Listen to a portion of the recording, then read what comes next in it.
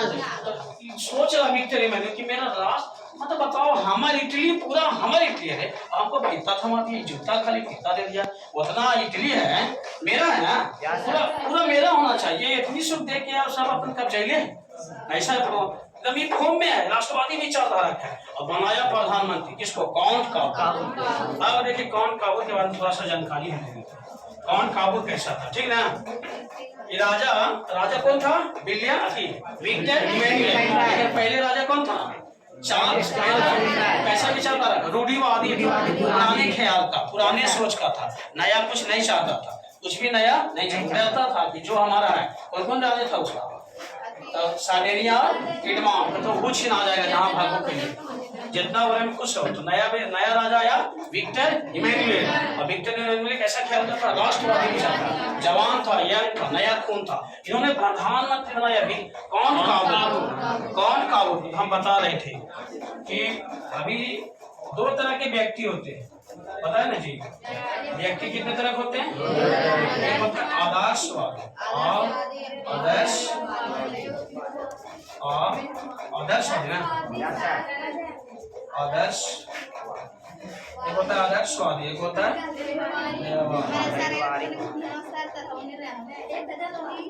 देखो तो आदर्शवादी कौन था जी, बेचनी। देखो व्यवहारिक आता है कौन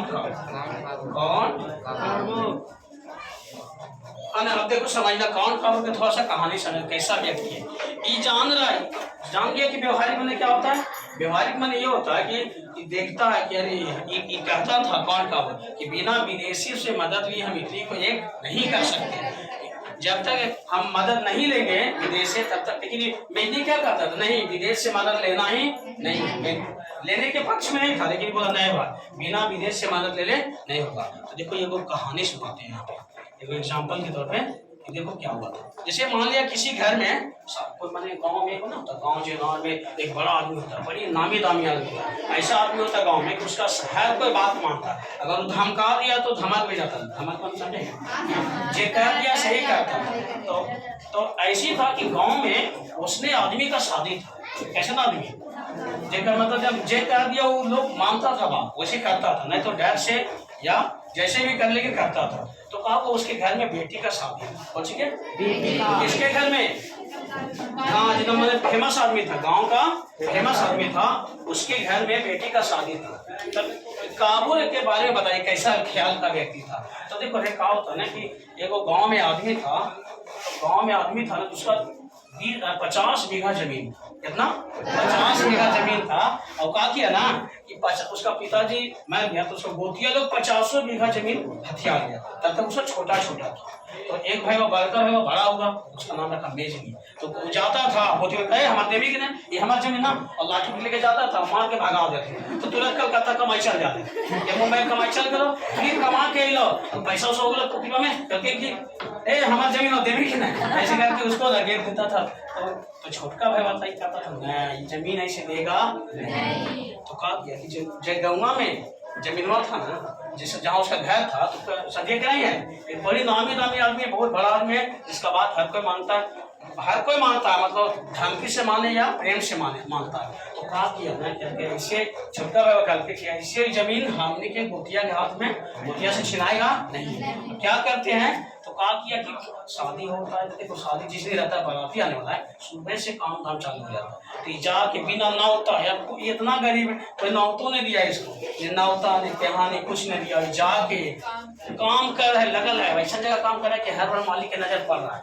इतना बड़ा मेहनती है जी, नौतों ने दिए तब वो आके हमारे काम के लिए, और काम कर रहा है कब तक, सबके खिला दिया बारात 12-1 बजे रात तक देख रहे काम करते रहा, जैसे मिलता है। तो बड़ा अच्छा आदमी तो है यार, तो हमने बुलाया भी नहीं, तो भी तो इतना मदद कर रहा है, तो ये अंदर समझ आया कि काम है हमारा कि नहीं गांव का बेटी के बात है, क्योंकि गांव का बेटी होता था सबका बेटी होता है, इसलिए हम लगे हुए सेवा करते हैं, किसी तरह का दिक्कत ना हो। मतलब पानी मांगा पानी लेके पहुंचे रहे, सब चीज खिलावे पिलावे में सब जगह साथ है। तो ऐसे साथ होते इसी क्या होता है, संतुष्टि बना कि नहीं उससे तो कुछ पार्टी साटी देगा बड़ा आदमी तो कहेगा अरे जरा वो बोला देंगे, बड़ी मेहनत किया हमको शादी में बड़ी मदद किया, मतलब बेटी का शादी में बड़ी मदद किया। तो ऐसे से थोड़ा करीबी रिश्ता बनेगा, बनेगा कि नहीं? और जब करीबी रिश्ता बन जाएगा तभी बतिया निकालेगा, तभी बतिया कहेगा एक बात को बड़ी दुख है, उदास करके लेने का चेहरा क्या हुआ तुमको, क्या प्रॉब्लम है, बोलो हमसे खुल के बोलो ना।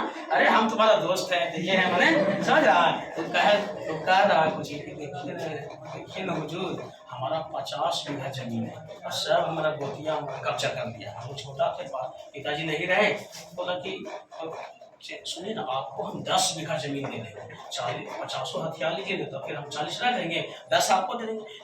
बिना मेहनत कैले 10 बीघा मिल रहा है, समझ रहा ना, बिना मेहनत कैले कई बीघा जमीन मिल रहा है, 10 बीघा जमीन मिला है। तो कल की ऐसा बात है, तो चलो आज लगाए थे, रात में धावा बोल दिया, जाके दिया राइफल साहब लेके और धमकाया डराया, हो गया जमीन 50 बीघा हो गया, तब के 10 बीघा ले लिया, 40 जगह एक को बीघा के नहीं ले सकता था उसे।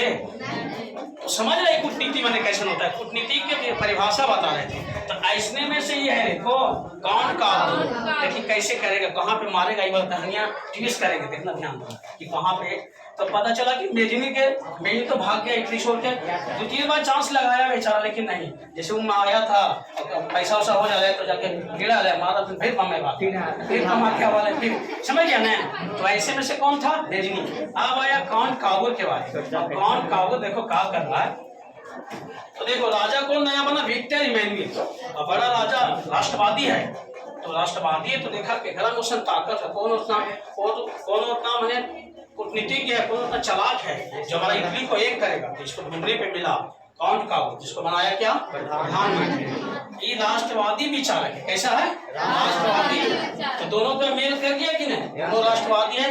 अब देखो कैसे कैसे ये करता है, जो कहानी हमने कहा उसका देखना ठीक। तो अब हम पढ़ेंगे थोड़ा सा काउंट काबुल के बारे में। काउंट काबुल कैसा था, सफल कूटनीतिज्ञ। कूटनीति समझ में आ गया कि नहीं बात, कैसे जमीन हथिया लिया, देख लिया ना। तो कूटनीतिज्ञ था, सफल, ये राष्ट्रवादी था। तथा ऑस्ट्रेलिया को सबसे बड़ा बाधा मानता था, कहता था नहीं, सबसे पहले किसको अधिकार कैगो के लिए था इटली में, तो बोलेंगे ऑस्ट्रिया के लिए था, फ्रांस के लिए था, फ्रांस में भूवंश था, फ्रांस की सेना में था। तो ऑस्ट्रिया को सबसे बड़ा बाधा मानता था कौन काबुल। यह विदेशी सहायता से एकीकरण कहता है, अकेले हमसे होगा नहीं। तो जब उस समय, जिस समय ये एकीकरण कर रहा ना, उस समय सबसे, देखना यहाँ से कहानी थोड़ा सा, सबसे ताकतवर देश था, माने पूरा वर्ल्ड में सबसे ताकतवर देश था फ्रांस। कौन जी था, सबसे ताकतवर देश है फ्रांस। अभी इटली देख रहे हो ना जी, देखो यहाँ फ्रांस है, यहाँ इंग्लैंड है, यहाँ रूस है, और यहाँ कौन है, यहाँ देखो तुर्की है, ठीक है ना। तो कहानी थोड़ा समझना कैसे इन्होंने वाला जो भारतीय वाला कहानियां कहे थे कैसे मिलेगा। तो एगो युद्ध हुआ था उसी समय 1853-54 के लमसम में, क्रीमिया का युद्ध। कौन सा युद्ध, क्रीमिया का युद्ध हुआ था 1853-54 में। अब क्रीमिया का युद्ध कैसे हुआ, क्या कारण था से समय, तुर्की देश है, ज्यादा तुर्की मुस्लिम कंट्री, ऐसा मुस्लिम देश है। तो तुर्की में ईसाई में 2 संप्रदाय होता है, एक होता है कैथोलिक, एक होता है प्रोटेस्टेंट। एगो कैथोलिक होता है, एगो प्रोटेस्टेंट। तो एक मतलब तुर्की में 2 केंद्र था, एगो था प्रोटेस्टेंट वाला, एगो था कैथोलिक वाला। तो कैथोलिक वाला का देख रेख, कैथोलिक चर्च जो है उसका देख रेख फ्रांस की सेना करती थी, फौजी की सेना फ्रांस की सेना करती थी। और जो प्रोटेस्टेंट वाला था, देखो प्रोटेस्टेंट वाला जो था उसका रूस की सेना देखभाल करती थी। और ये देश कैसा है, मुस्लिम, प्योर मुस्लिम कंट्री है। अब देखो क्या हुआ था कि क्रीमिया का लड़ाई हो गया। किसकी लड़ाई, क्रीमिया की लड़ाई हो गया। तो क्रीमिया की लड़ाई में क्या हो गया ना कि जैसे पहले तो रूस जो है किसको देख रहा है, प्रोटेस्टेंट चर्च को संभाल रहा, और फ्रांस जो है कैथोलिक चर्च को संभाल रहा है। अब देखो फ्रांस में क्या हो गया ना, फ्रांस में लड़ाई हो गया, फ्रांस से लड़ाई हो गया, फ्रांस से क्या हो गया, लड़ाई हो गया था। तो ये लड़ाई में अपना सेना क्या किया कि यहाँ कैथोलिक वाला था, यहाँ से ले जाके, यहाँ से लेके अपना, जिस मन में अपना कहीं हम दिले से ना, हमारा अपने जानवर खराब है, बचे की स्थिति नहीं, तो क्या करेंगे, सेना लेके आएंगे ना। तो कैथोलिक वाला सेना लेके फ्रांस चलाया। तब तक प्रोटेस्टेंट वाला और कैथोलिक दोनों को देख रेख रूस करने लगा। जब यहाँ वाला सेना लेके कौन चला गया, फ्रांस, तो रूस की सेना दोनों को क्या करने लगा, देख रेख करने लगा। लेकिन जब उन्हें युद्ध समाप्त हो गया, उन्हें फ्रांस से जो लड़ाई हुआ था, युद्ध क्या हो गया, समाप्त हो गया, तो ये कहा था कि भाई हमार था कैथोलिक वाला, उसकी देख रेख हम करेंगे। तो ये से फिर की ले कौन, तुर्की का है कुछ ना, ठीक है तो का होकर है ये है तो करे ना देंगे। कैथोलिक चर्च उसी का था, वो अपना दे दीजिए। तो देखो जैसे दोनों बरियार है, और दोनों बरियार लड़ता है, तो तीसरा का कमजोर अगर फुट कर में बरियारका के बाद में पहले थोड़े से भीड़ ले, समझ कि नहीं। पहले तो कि जैसे रूस तो दोनों पे कब्जा कर लिया था, प्रोटेस्टेंट वाला पे भी और कैथोलिक वाला पे भी कर लिया था ना। भाई फ्रांस जब उन्हें से जब ना जीत लिया, जो युद्ध हो रहा था उधर से, तो ये अपना सेना फिर भेजने के लिए बोला। तो ये बोला तुर्की जैसे ही बोला कि नहीं हम घुसे नहीं देंगे भाई, ये दोनों को हम कब्जा में कर रहे थे, हम रखे थे, अब हम देंगे आपको नहीं। तो लड़ाई इसके बीच होना चाहिए था कि नहीं। जैसे रूस है, रूस को ही कह रहा है कि मेरा जो कैथोलिक चर्च वाला एरिया वहां को दे दीजिए, हम अपना सेना वहां पर भेजेंगे। कह रहा उसे नहीं हो देंगे। तो तुर्की ने कहा कि ठीक है तो कहा होकर है ये तो कर देवी ना है करे ना था कैथोलिक वाला उसी का था, उसी को दो। तो ये क्या रूस का तू फेटी कर्मी बीचवा में रुक, पहले ओरा से नहीं, पहले हम तोरा से भागिए केरा से। तो रूस किससे भिड़ गया, तुर्की से भिड़ गया।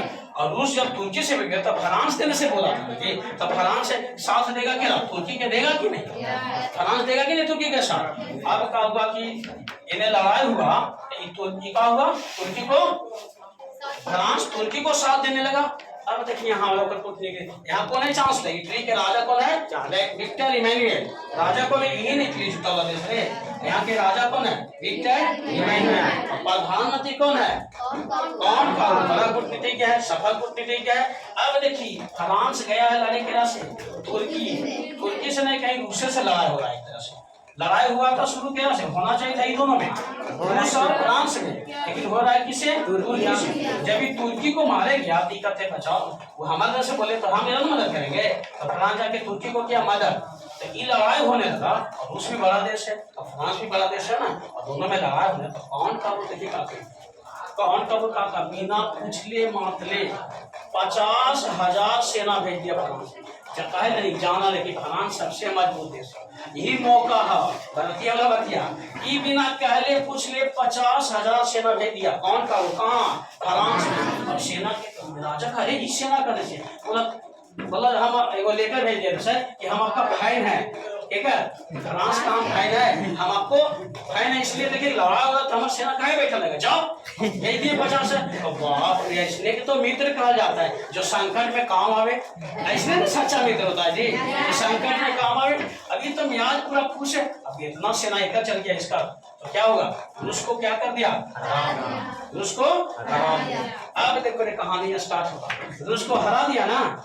अभी दोनों में क्या हो गया, दोस्ती कहेगा। क्रीमिया का युद्ध ने किससे दोस्ती करा दिया, फ्रांस से इटली को दोस्ती। इटली का असलाओं में नहीं है, लेकिन इटली के देख रहा कितना। अभी कहा कि ये बोलता फ्रांस के जो राजा था, कौन था बोलो, नेपोलियन तृतीय, बोला गया था, फ्रांस के राजा था ना, 1828 के क्रांति हो चुका ना। तो नेपोलियन तृतीय कर रहा है कि मित्र कभी भी संकट पड़े हमको याद कीजिएगा, आप पूरे सेने उतार देंगे ना आपको, कभी संकट होगा। तो देख रहा है भारतीय कैसे दोस्ती बना के जंग आ गया, वैसे ही दोस्ती बना दिया कि नहीं। तो क्रीमिया का युद्ध किससे दोस्ती करवा दिया, एक बड़ा महाशक्ति फ्रांस से इटली के मित्रता करा दिया। अब देखो क्या होगा, अभी इटली हो गई जो है ना, अब इटली तो खून में हो गया, कि दुनिया के सबसे बड़ा ताकतवर सेना एक दिन में हो गया, समझो। अब जब जरूरत तो अब क्या करें कि देखिए, जान रहे कि यहाँ पर लेम्बार्डिया है, यहाँ को लगा वेनेसिया था, यहाँ से कौन का वो यहाँ से जब जाए तो 2-4 के मार के आ रहा, 2-4 के जब जाए तो 2-4 के मार दे, तो असलियत हम शांत है। पहला अरे फ्रांस से मिला कहीं फाट कहीं तो फ्रांस आके हम ठंडा दे, समझ में आ रहा है। अरे समझ में, यहाँ पे कब्जा किया था कौन कब्जा किया था, लेम्बार्डिया वेनेसिया ऑस्ट्रिया कब्जा किया था ना। और मेटरनिक तो उधर 1848 में कहानी खत्म हो गया ना, युद्ध हो रहा 1853-56, उसके बाद की कहानी ना। अब देखिए काहे कौन का वो दम खोम में है, या बर्दाश्त होता से।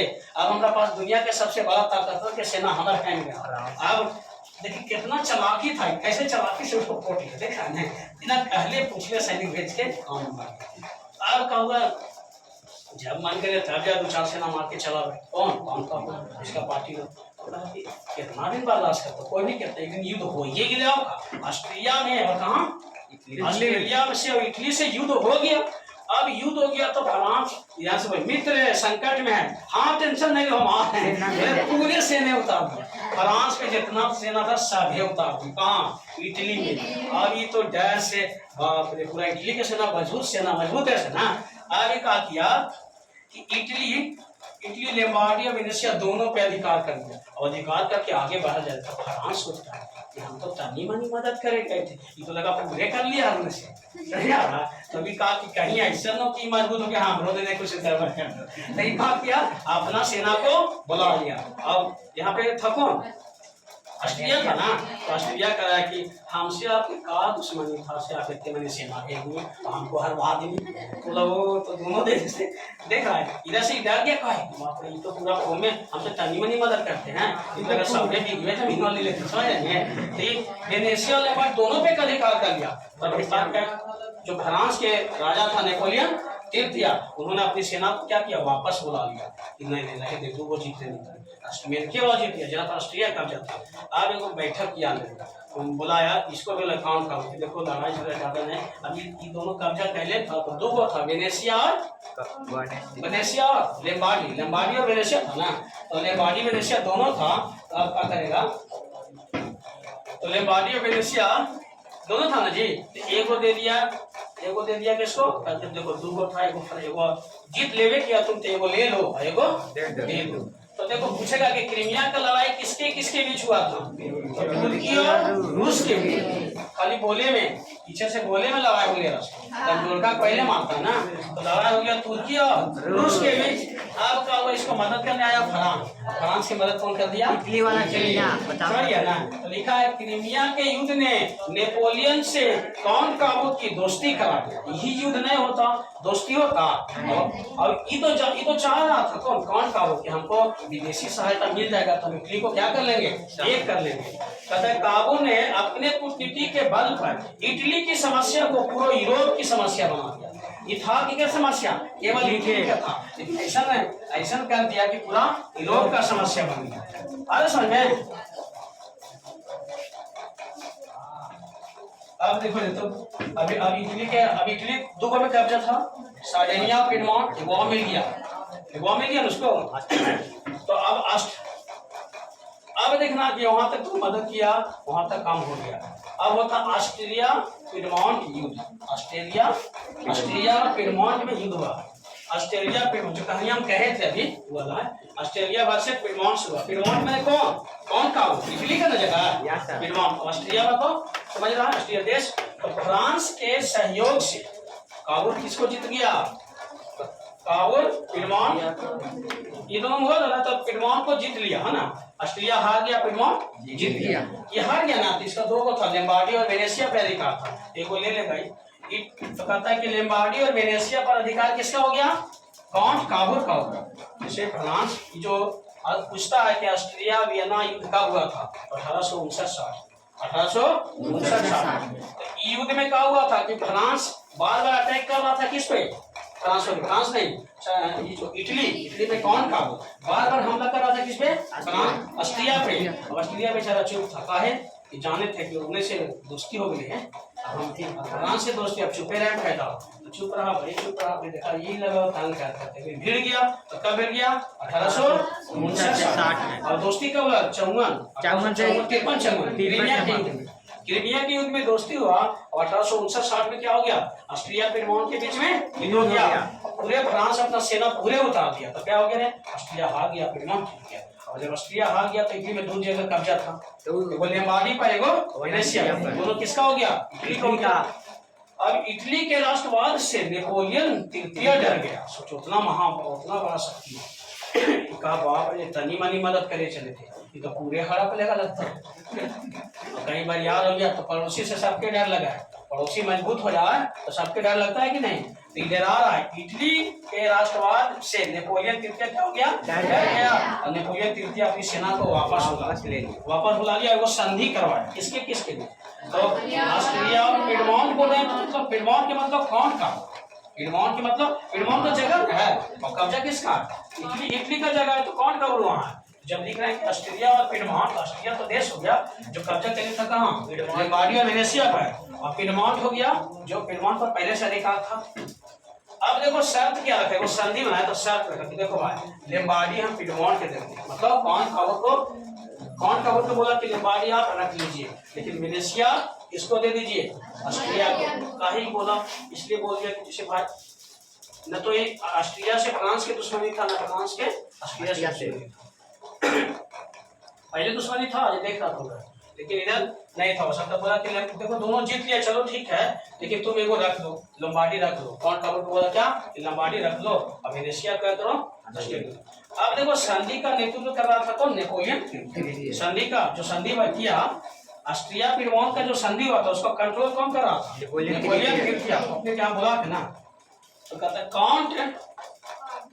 काउंट काबू ने नेपोलियन तृतीय को सेवाय प्रदेश देकर फ्रांस को चुप रहने का कहा। कल कहते क्यों बोला कि 10 बीघा हम आपको दे देते हैं, 40 हम ले लेंगे, फिर जाइए जरा उससे वही वाला कहा, जरा कुछ कहा काउंट काबू बहुत जीते के था ना, राजाओं को फुसला दिया, नेपोलियन तृतीय को फुसला दिया। कहा कुछ कि काउंट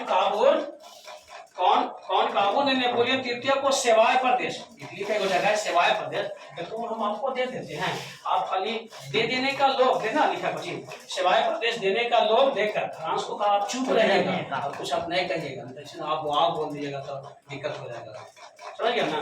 तो कहता है कि नेपोलियन शर्त रखा कि देखो हम चुप रहेंगे, लेकिन जिन राज्यों को विलय करना है इटली में, जिन राज्यों को आप इटली में मिलाना चाहते हैं वहाँ जनमत संग्रह होना चाहिए, मैंने वहाँ के जनता लोगों से पूछ के करना है, मैंने दबाव से और ताकत से नहीं करना है। ये वो शर्त रखा कौन, नेपोलियन तृतीय।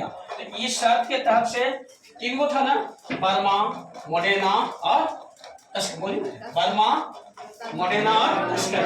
तो 1862 ईस्वी तक इटली रोम तथा वेनेसिया को छोड़कर, 2 को छोड़कर, वेनेसिया तो फ्रांस, देखिए फ्रांस बड़ा शक्ति था, और फ्रांस बोला कि वेनेसिया किसको जीत लिया था ऑस्ट्रिया से, लेकिन बोला तो उसी के मदद से जीता था ना, तो बोला कि वेनेसिया ऑस्ट्रिया को दे दीजिए, तो ऑस्ट्रिया छोड़ दिया। और रोम के कहा छोड़ ले, पता है रोम में किधर सेना है, फ्रांस के सेना है, और फ्रांस के सैनिक ने मदद करते थे, ऐसे भीड़ नहीं हुआ से। तो कहा कि 1862 ईस्वी तक इटली, रोम और वेनेसिया को छोड़कर बाकी पर विक्टर इमैनुअल का शासन रहा। ये दोनों पे नहीं ना कब्जा हुआ, विक्टर इमैनुअल वहां का राजा था, कहाँ का, इटली का राजा था विक्टर इमैनुअल। तो 1862 ईस्वी के पहले तक इतना काम कौन कवर कर दिया, उसका फिर मृत्यु हो जाता आगे जाके। तो रोम और वेनेसिया दुबई को छोड़ा, बाकी सबको कब्जा में कर लिया ना। रोम और वेनेसिया को छोड़कर बाकी पर इमैनुअल का शासन था। अब आया बीच में एक नया आया गैरिबाल्दी, इसका ऐसे भी सवाल, गैरिबाल्दी की तलवार है ना। अब देखो इतना तक इसका रोल था, बहुत बड़ा रोल निभाया, मेजनी तो थोड़ा रोल निभाया, मेजनी खाली उसका के चला गया, काबुल का सबसे बड़ा रोल रहा। अब आया मेजनी, कहते हैं मेजनी पैसे से नाव चलाता, सॉरी गैरिबाल्दी, हाँ गैरिबाल्दी, कौन काबुल तो कम हो गया। अब देखो इधर देख रहे थे ना, इधर सिसिली और नेपाल दो लगा था जी, सिसिली और नेपाल पर कब्जा किसका था, बोर्बो वंश का।